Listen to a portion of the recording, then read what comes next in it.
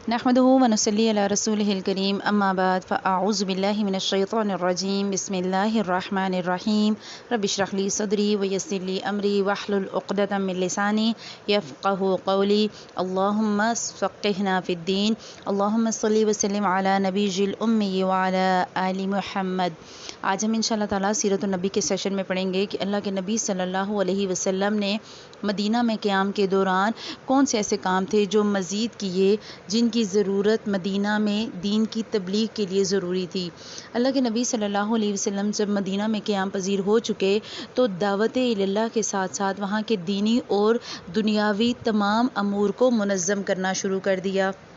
ہم نے پڑھا کہ اللہ کے نبی صلی اللہ علیہ وسلم نے 13 سال مکہ میں گزارے۔ آپ صلی اللہ علیہ وسلم 13 سال کی تبلیغ کے بعد جب مدینہ منورہ آئے تو پھر اب اللہ سبحانہ وتعالیٰ کی طرف سے اس بات کی بھی ذمہ داری آپ صلی اللہ علیہ وسلم کو دی گئی کہ اب تبلیغ کے بعد انتظامات کی بھی ذمہ داری سنبھالیں۔ جو تحریک انہوں نے چلائی اس میں اب اس کو منظم کرنے کی ضرورت تھی، اور منظم کرنے کے لیے ضروری ہے کہ آپ میں پختگی آ جائے۔ اس کو ہم ایسے سمجھیں گے کہ فرض کریں کوئی بھی انسان کوئی پڑھائی کرتا ہے، کوئی ڈگری لیتا ہے،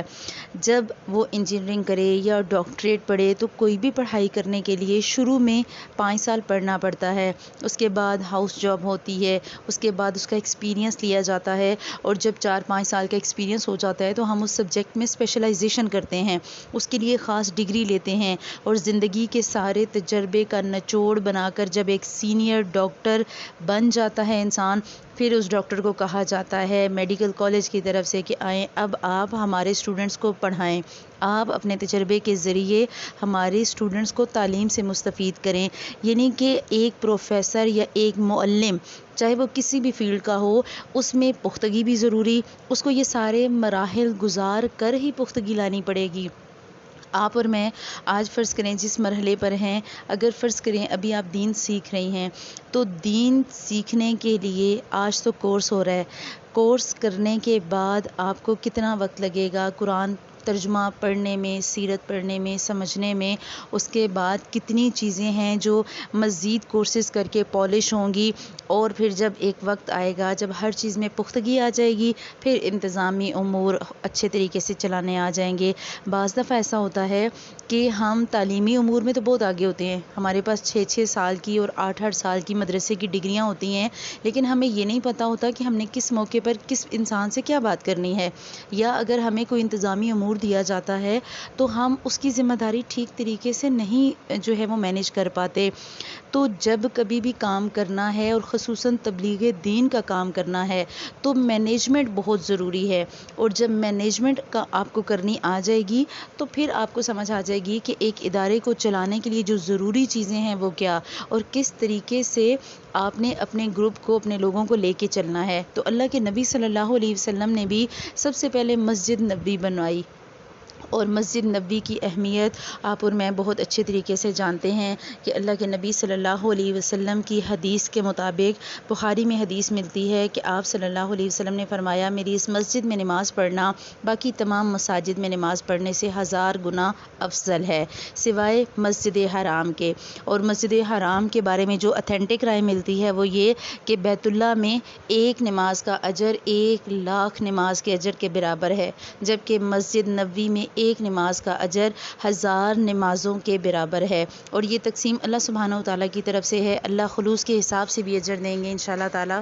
اسی طرح اللہ کے نبی صلی اللہ علیہ وسلم کی صحیح مسلم میں ایک حدیث ملتی ہے، آپ صلی اللہ علیہ وسلم نے فرمایا مسجد نبی وہ مسجد ہے جس کی بنیاد تقوی پر رکھی گئی، اور اسی کا دوسرا نام مسجد تقوی بھی ہے۔ انشاءاللہ اس کی ڈیٹیل ہم آگے جا کے سورہ توبہ میں پڑھیں گے جو ہمارا والقلم کا لیکچر ہے۔ اب مسجد کی تعمیر کے لیے جب سب سے پہلا قدم کیا تھا کہ مسجد کی تعمیر کے لیے زمین خریدی گئی، اور زمین جو خریدی گئی وہ زمین تھی جس پر اللہ کے نبی صلی اللہ علیہ وسلم کی اونٹنی بیٹھی تھی۔ وہ جو زمین تھی وہ 2 یتیم بچوں کی تھی، اور اس کی جو لمبائی اور چوڑائی تھی وہ تقریباً 100 ہاتھ لمبی، اور عربی میں یہ جو ہاتھ ہوتا ہے یہ انگلیوں سے لے کر کوہنی تک تقریباً 1.25 فٹ اس کو ایک ہاتھ بولا جاتا ہے، تو 100 ہاتھ لمبی اور 100 ہاتھ چوڑی، یعنی 100 بائی 100 فیٹ کر لیں آپ، تو تقریباً اتنی اس کی لمبائی اور چوڑائی تھی۔ اور آج آپ دیکھ لیں اللہ کے نبی صلی اللہ علیہ وسلم نے کتنی چھوٹی مسجد کی بنیاد رکھی، اور آج مسجد نبوی کا رقبہ الحمدللہ اتنا زیادہ ہے جتنا اس وقت پورا مدینہ بھی نہیں تھا۔ تو اس سے یہ بھی پتہ چلتا ہے کہ جب شروع میں دین کا کام کیا جاتا ہے تو بعض دفعہ جگہ بھی چھوٹی ہوتی ہے، بعض دفعہ لوگ بھی کم ہوتے ہیں، لیکن وقت لگتا ہے ایک جگہ پر نام بنانے کے لیے، دین کا قلعہ بنانے کے لیے شروع میں تھوڑی سی قربانی دینی پڑتی ہے، کم جگہ سے بھی گزارا کیا جا سکتا ہے۔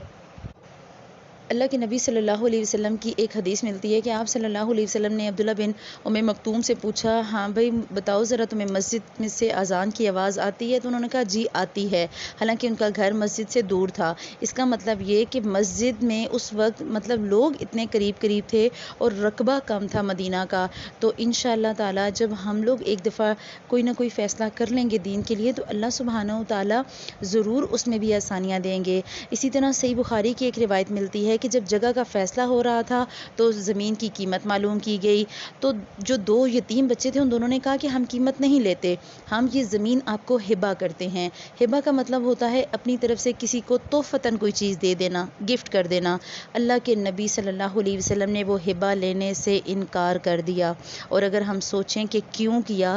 جگہ تھی یتیم بچوں کی، اگر اللہ کے نبی صلی اللہ علیہ وسلم اس وقت یتیم بچوں کی زمین پر مسجد بنا لیتے تو ہمارے مسلمانوں نے تو رواج ہی بنا لینا تھا کہ جہاں کسی یتیم کی جگہ ملے قبضہ کرو اور چلو وہاں پر، اور کچھ نہیں تو مسجد ہی بنا دیں۔ آپ صلی اللہ علیہ وسلم نے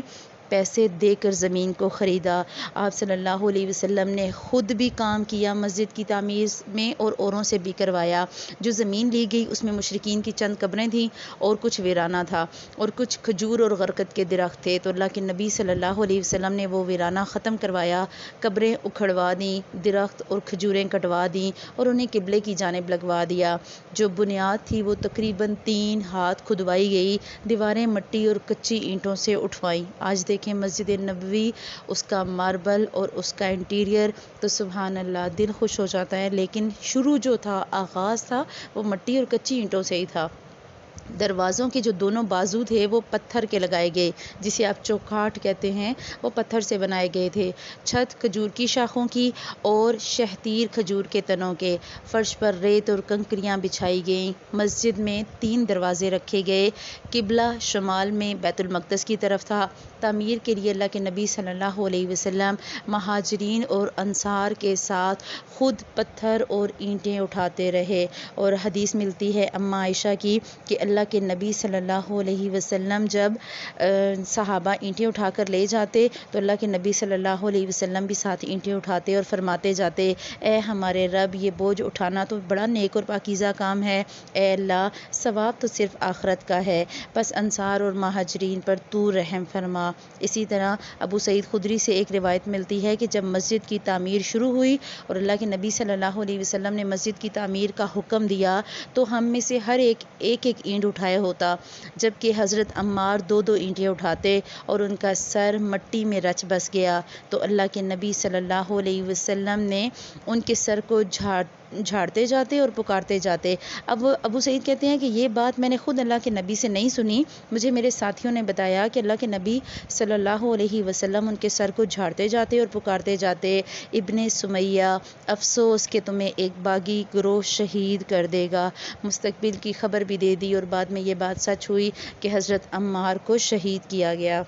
اللہ کے نبی صلی اللہ علیہ وسلم جب کام ہو رہا تھا تو مہاجرین اور انصار کے ساتھ مل کر رجز پڑھ رہے تھے۔ رجز کہتے ہیں اشعار کو، اور اچھا لیڈر اور اچھا شاعر وہ کہ جو اس طرح کی، اچھا جو لیڈر ہوتا ہے اس کی یہ پہچان ہوتی ہے کہ وہ اپنے ساتھ کام کرنے والوں کے لیے دعائیں کرے۔ آپ صلی اللہ علیہ وسلم مسلسل دعائیں کر رہے تھے۔ ہمارے ہاں تو گانے اور قوالیوں کا رواج ہے، لیکن اللہ کے نبی صلی اللہ علیہ وسلم کی اگر سنت کو دیکھا جائے تو آپ صلی اللہ علیہ وسلم مسلسل ان کے لیے دعا کر رہے تھے۔ آپ صلی اللہ علیہ وسلم فرماتے، اللہم لا خیر الا خیر الآخرہ، اے اللہ بہترین خیر تو آخرت کی خیر ہے، فاغفر للانصار والمہاجر، کہ بس تو مہاجرین اور انصار کو بخش دے۔ اور ایک اور روایت ملتی ہے ابن ماجہ میں کہ اللہ کے نبی صلی اللہ علیہ وسلم فرما رہے تھے، الا ان العیش عیش الآخرہ، کہ بے شک اصل گھر، اصل زندگی تو آخرت کی زندگی ہے، تو اے اللہ تو بخش دے انصار اور مہاجر مہاجرین کو۔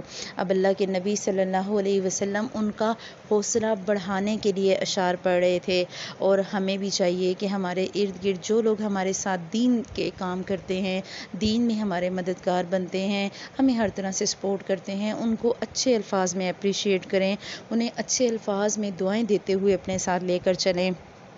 پھر ہم بات کریں گے مسجد کے بارے میں کہ اللہ کے نبی صلی اللہ علیہ وسلم نے جب مسجد کی تعمیر کروائی تو مسجد کی اہمیت بھی ہے، اور حدیث میں یہ مفہوم ملتا ہے کہ 3 جگہیں ایسی ہیں جہاں عبادت یا ثواب کی نیت سے جایا جا سکتا ہے، اور اس میں صرف 3 جگہیں ہیں جہاں اجر ہے۔ اس کے علاوہ آپ گھومنے کے لیے جہاں مرضی جائیں، جو مرضی چیز دیکھیں، لیکن اجر نہیں ہے۔ ایک بیت اللہ، دوسرا بیت المقدس، اور تیسرا مسجد نبوی۔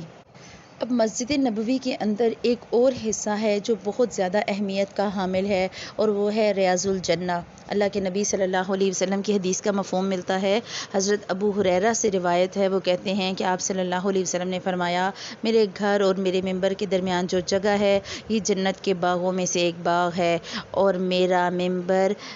جو ہے وہ حوض کوثر پر ہوگا۔ تو آپ صلی اللہ علیہ وسلم نے جو جگہ جنت کے باغوں میں سے باغ بتائی، اگر کسی کو وہاں جا کر نماز پڑھنے کا موقع ملے تو آپ سمجھ لیں کہ آپ نے جنت کے حصے میں نماز پڑھی۔ اس کے علاوہ آپ صلی اللہ علیہ وسلم نے مسجد کے بازو میں پتھر اور مٹی کے 2 حجرے بنوائے، جن پر کھجور کے تنوں اور شاخوں کی چھت ڈالی گئی۔ ایک حجرہ حضرت سودا بنت زمعہ کے لیے بنایا گیا، اور دوسرا حضرت عائشہ رضی اللہ تعالیٰ عنہا کے لیے۔ اس وقت اللہ کے نبی صلی اللہ علیہ وسلم کے نکاح میں یہی 2 بیویاں تھیں، اور حضرت عائشہ رضی اللہ تعالیٰ عنہا کو آپ صلی اللہ علیہ وسلم کی آمد کے تھوڑے ہی عرصے بعد شوال سن 1 ہجری میں رخصت کیا گیا۔ جب مسجد کی تعمیر مکمل ہو گئی اور مسجد میں مسلمان 5 وقت نماز باجماعت ادا کرنے لگے، تو ایک مسئلہ یہ پیدا ہو گیا کہ نماز کے لیے تو سارے صحابہ آتے، لیکن وقت کا چونکہ اندازہ نہیں تھا، گھڑیاں نہیں تھیں، تو کوئی پہلے آ جاتا، کوئی دیر سے آ جاتا، کوئی بعد میں پہنچتا۔ لہٰذا نبی پاک صلی اللہ علیہ وسلم نے اور مسلمانوں نے مشورہ کیا کہ ایسا کوئی طرز عمل اختیار کیا جائے جس سے سب کو وقت کا پتہ چل جائے۔ حضرت عمر رضی اللہ تعالیٰ عنہ نے کہا کہ کیوں نہ کسی آدمی کو بھیج دیا جائے، یعنی کہ جب نماز کا وقت ہو کسی آدمی کو بھیجا جائے اور وہ ایک آواز لگائے۔ جو آواز کے الفاظ سلیکٹ کیے گئے وہ تھے الصلاۃ الجامعہ، کہ نماز جمع کرنے والی ہے، یعنی کہ نماز کا وقت ہو گیا ہے تو آ جاؤ۔ اللہ کے نبی صلی اللہ علیہ وسلم نے اس رائے کو قبول کر لیا اور اس پر عمل کیا۔ پھر کچھ عرصے بعد حضرت عبداللہ بن زبیر نے خواب میں دیکھا کہ اذان سنائی گئی انہیں، تو انہوں نے آ کر اللہ کے نبی صلی اللہ علیہ وسلم کو اس کی خبر دی۔ آپ صلی اللہ علیہ وسلم نے فرمایا انہا لرؤیا حق، کہ یہ سچا خواب ہے، اور اس کا مطلب ہے کہ اللہ کے نبی صلی اللہ علیہ وسلم کی اس بات نے تصدیق کر دی کہ اگر مومن کو خواب آئے تو خواب سچے بھی ہو سکتے ہیں۔ اللہ کے نبی صلی اللہ علیہ وسلم مسجد نبوی میں اپنے صحابہ سے خواب پوچھا کرتے اور ان کی تعبیر بھی بتایا کرتے۔ صحیح بخاری میں یہ روایت ملتی ہے کہ آپ صلی اللہ علیہ وسلم نماز کے بعد اپنے صحابہ سے پوچھتے کہ کسی کو کوئی خواب آیا ہے یا نہیں، اور اگر کسی کو خواب آیا ہوتا تو آپ صلی اللہ علیہ وسلم اس کی تعبیر بھی بتایا کرتے۔ اس کا مطلب کہ کسی علم والے سے خواب کی تعبیر پوچھی جا سکتی ہے۔ پھر آپ صلی اللہ علیہ وسلم نے حکم دیا کہ یہ الفاظ حضرت بلال رضی اللہ تعالیٰ عنہ کو سکھائے جائیں، اور بلال پکارتے جائیں کیونکہ ان کی آواز انتہائی بلند اور سریلی ہے۔ چنانچہ حضرت بلال نے اذان کہی۔ ان کی آواز سن کر حضرت عمر رضی اللہ تعالیٰ عنہ اپنی چادر گھسیٹتے ہوئے آئے اور کہا واللہ میں نے بھی اس طرح کا خواب دیکھا ہے۔ اس سے اس خواب کی مزید تائید ہو گئی، اور اسی دن سے یہ اذان اسلام کا ایک عظیم شعار بن گئی۔ اب یہاں پر دیکھیں کہ اللہ کے نبی صلی اللہ علیہ وسلم کے صحابہ کو آیا خواب، اور خوابوں کے ذریعے انہیں وحی کی گئی، الہام کیا گیا، اور آپ صلی اللہ علیہ وسلم نے خواب کی تصدیق کی کہ الفاظ ٹھیک ہیں، آپ اس کو اذان شمار کر لیں۔ اب یہ خواب نبی پاک صلی اللہ علیہ وسلم کو بھی تو آ سکتا تھا۔ نبی کریم صلی اللہ علیہ وسلم کو خواب نہیں آیا بلکہ صحابہ کو آیا۔ کبھی آپ سوچیں کہ کیوں؟ پہلی بات تو یہ کہ اس سے اللہ سبحانہ و تعالیٰ نے صحابہ کی شان اور عظمت بھی بیان کی کہ جو اللہ کے نبی صلی اللہ علیہ وسلم کے ساتھ جان کی بازی لگانے کے لیے تیار ہیں تو وہ اللہ کے نزدیک کتنی اہمیت کے حامل ہیں۔ دوسری یہ بھی بات ہے کہ اگر سارے کا سارا کام اللہ کے نبی صلی اللہ علیہ وسلم کے ذریعے ہوتا تو صحابہ کو شاید اتنی اہمیت نہ دی جاتی۔ ایک اچھا لیڈر وہ کہ جو خود بھی آگے آئے اور اپنے ساتھیوں کو بھی آگے لے کر آئے۔ خود آگے رہنا تو بہت آسان ہوتا ہے اور یہ بہت مشکل ہوتا ہے کہ آپ دوسروں کو آگے آنے کا کہیں، لیکن اللہ کے نبی صلی اللہ علیہ وسلم ہر بات پہ اپنے صحابہ سے مشورہ کرتے، ہر بات میں ان کی رائے لیتے اور ان کے مشوروں سے چلتے۔ اور بہت سی جگہوں پر اللہ سبحانہ و تعالیٰ کے اس طرح کے کاموں سے ہمیں یہ بھی پتہ چلتا ہے کہ اللہ سبحانہ و تعالیٰ نے صحابہ کو کتنی اہمیت دی، انہیں سمجھ آئی اور ان کی وجہ سے اذان شروع ہوئی۔ تو اللہ سبحانہ و تعالیٰ ہمیں بھی اپنے پیارے حبیب حضرت محمد صلی اللہ علیہ وسلم کا ایسا ہی سچا جانثار بنائے۔ ہمیں بھی اللہ سبحانہ و تعالیٰ اتنی ہمت اور توفیق دے کہ ہم دین کے کاموں میں آگے آنے والے لوگوں کو اپریشیٹ کریں اور انہیں اپنے ساتھ لے کر چلیں۔ ہم اس تعصب سے نکل آئیں کہ نہیں سارے کا سارا کام میں ہی کروں یا میرے علاوہ تو کوئی اس قابل ہی نہیں کہ کوئی کچھ کر سکے۔ اللہ سبحانہ و تعالیٰ ہمیں اپنے پیارے حبیب حضرت محمد صلی اللہ علیہ وسلم کی سنت سے یہ عمل کی تمام چیزیں سیکھنے والا بنائے، ہمیں ان کے طرز عمل پر زندگی گزارنے والا بنائے، ہمیں ان کا سچا جانثار بنائے اور ہمیں آخرت میں اللہ سبحانہ و تعالیٰ اپنے پیارے حبیب کا دیدار نصیب کر کے ان کے ہاتھوں حوض کوثر نصیب فرمائے۔ سبحانک اللہم و بحمدک نشہد ان لا الہ الا انت نستغفرک و نتوب الیک۔ السلام علیکم ورحمۃ اللہ وبرکاتہ۔